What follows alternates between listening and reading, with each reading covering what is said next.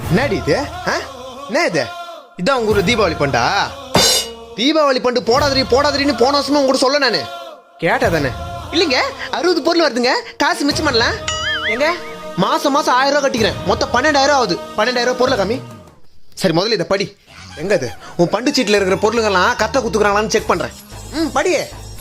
அரிசி 25 கிலோ. இது உங்க ஊர்ல 25 கிலோவா? அடுத்து படி. துவரம் பருப்பு 2 கிலோ. இதோமா துவரம் பருப்பு 2 கிலோ. அடுத்து சாமுந்திரிக்காய் பட்டு. எது?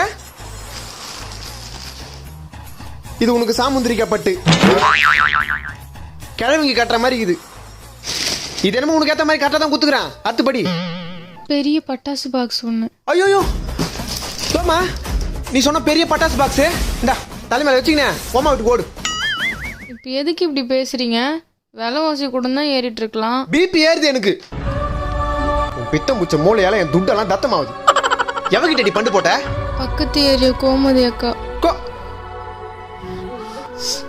வேலையா போச்சு.